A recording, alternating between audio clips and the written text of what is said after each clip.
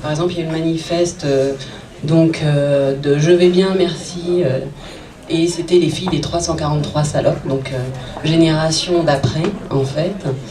Et donc, qui lutte contre l'idée que l'IVG, c'est un traumatisme physique, psychologique, arguments qui sont repris par les intégristes que l'on trouve notamment sur Internet, et c'est le premier qu'on trouve en lien quand on tape IVG, et en plus dans un numéro vert, SOS IVG, qui associe donc IVG médicamenteuse à syndrome post-abortif, avortement avec fragilisation de la femme, cancer, etc. De toute façon, même la loi, en fait, on parlait de culpabilisation, on fait encore culpabiliser la femme, puisque il y a encore une semaine de délai de réflexion obligatoire pour la femme, comme si elle n'était pas capable de réfléchir, en fait, seule, sans obligation. De plus, même dans sa tarification, l'IVG reste un acte d'exception, puisque c'est un acte payé au forfait qui est non inscrit dans la nomenclature. C'est aussi un acte malmené, puisqu'il est mal payé. Malgré quelques revalorisations récentes en 2008 et 2010, l'IVG est toujours rétribué à hauteur de 50% de ce que coûte le même acte médical pour une fausse couche, en fait, non déclenchée. Voilà. Donc, on est encore dans ce tabou, dans cette culpabilisation des femmes. On le voit bien aussi parce que c'est les premiers en fait centres. Voilà, il y a la loi Bachelot, donc hôpital, patient, santé et territoire, qui a entraîné donc la fermeture depuis 10 ans de 179 centres. Voilà, c'est les nouveaux chiffres qu'on vient d'acquérir. Donc cette loi, en fait, hôpital, patient, santé, territoire, regroupe les hôpitaux par pôle, en fermant donc des services de proximité, en surchargeant d'autres, permettant par ce biais de réduire les effectifs et de diminuer le temps avec les patients. Et donc, c'est vrai, donner du temps, c'est peu rentable. Donc ainsi, par exemple, on parlait de Saint-Antoine. Saint-Antoine va fermer, faisait 700 IVG, et va être réparti entre les Bleuets, qui devraient prendre 200, et Trousseau 300. Mais où sont passés les 200 ? Voilà. Et de toute façon, ils n'ont même pas la place. Et c'est le cas pour plein d'autres centres. Et puis aussi, avec des politiques, en ce moment, à Bicêtre, il y a eu donc, une proposition de déménagement dans la maternité, mais il y en a qui en parleront plus, donc avec une diminution de locaux de 100 mètres carrés, si j'ai bien compris, à 30 mètres carrés. À Saint-Louis, c'est pareil. À Saint-Vincent-de-Paul, il y a eu regroupement avec l'éclatement de l'activité. À Beaujon, 30% en moins d'équipes, privilégiant d'autres activités. Montreuil, qui faisait 1400 IVG, a réduit de 50% de son activité depuis la nomination de la nouvelle directrice. Et Avicenne et Jean Verdier, qui devraient être regroupés, ont déjà réduit leur pratique pour Avicenne de 18% et pour Jean Verdier de 4%. Voilà, on peut aussi citer la fusion Cochin, Brousset, Saint-Vincent-de-Paul, où c'est 500 IVG de moins par an. Jean Rostand et Bicêtre aussi, c'est 150. Voilà. Donc, de plus, en plus de cette loi, il y a aussi la rentabilité visée par la tarification à l'activité, la T2A. Donc, ce qui fait que c'est plus du tout rentable, puisque c'est une dotation globale, mais pas à l'activité. Et donc, le secteur privé s'est complètement désengagé de l'acte, en fait, de l'IVG, qui est un acte déficitaire et pas du tout intéressant. Et maintenant, donc, c'est 75% des IVG qui sont réalisés dans le secteur public. Mais là aussi, le secteur public est mis à mal, puisqu'il ne trouve pas de médecin. Et en plus, un décret de 2010 fait que les personnes qui veulent faire des IVG, qui se proposent, les médecins, ils ont un plus mauvais salaire maintenant. Ils ont une baisse de salaire. Pour sortir la valise. Voilà. Donc, nous, ce qui nous fait craindre, en fait, un problème sur le choix des méthodes. Donc, je vais rappeler un peu.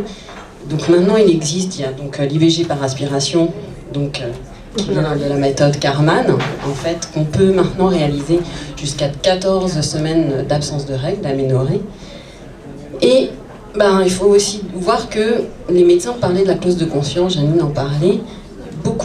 en fait, on a remarqué en fait que beaucoup d'hôpitaux ne pratiquaient pas les IVG entre 12 et 14 semaines, étaient restés à la loi de 2001 du fait de la clause de conscience des médecins.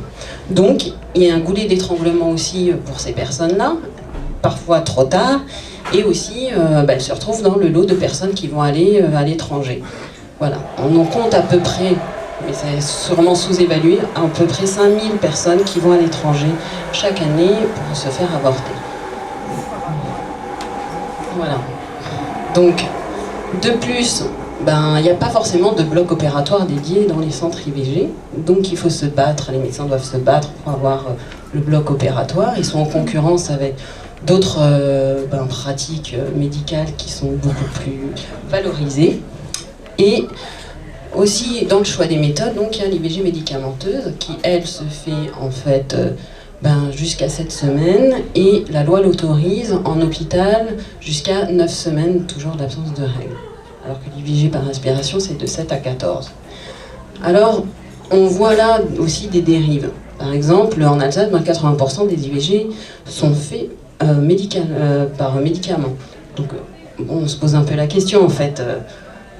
Où est le choix quand c'est 80%? En fait, derrière, donc, il y a le professeur Nizan, qui, l'an dernier, a fait un colloque sponsorisé par le labo pharmaceutique qui fait l'IVG, qui fait les médicaments de l'IVG médicamenteuse.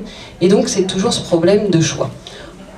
On a aussi permis donc, aux femmes de pouvoir faire l'IVG médicamenteuse avec un médecin de ville, mais là aussi, le médecin de ville, il faut avancer l'argent de l'IVG. Donc, ça fait aussi un problème d'inégalité. Les femmes qui ne peuvent pas avancer l'argent, elles peuvent se trouver aussi dans l'impossibilité de faire cette IVG médicamenteuse, puisqu'il y a quand même des délais dans les hôpitaux publics qui sont plus importants que chez un médecin privé.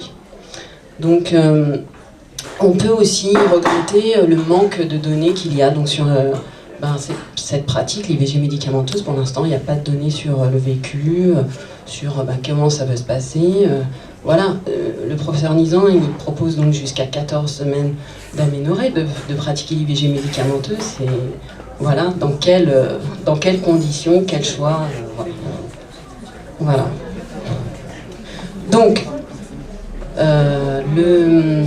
il y a plein de choses encore à changer, donc vous voyez, la lutte n'est pas finie. Parce que nous, ce qu'on veut, c'est que ces centres IVG qui ferment et dans les hôpitaux publics, ils soient maintenus. C'est d'abord ça. Nous, collectif, on souhaite que ça soit l'hôpital public qui conserve, donc par rapport à la loi de 1979, les centres IVG. Et donc on parlait, j'ai débuté par SOS IVG, et nous, donc à Tenon, on a affaire donc encore à SOS Tout Petit, qui reviendra en février, toujours les mêmes, pour prier dans la rue. Donc voilà, on voit bien que la collusion donc intégriste et extrême droite, puisque Marine Le Pen dit qu'elle n'est pas contre l'IVG, mais qu'elle veut plus du remboursement, Elle veut le déremboursement, donc ce qui veut dire qu'on n'aura plus accès, on se retrouve bien avant, on se retrouve dans les années 70, quand c'était accepté, mais on ne pouvait pas se le payer. Donc voilà. Donc il y a plusieurs mouvements de mobilisation, puisque j'espère qu'on vous a donné envie de lutter.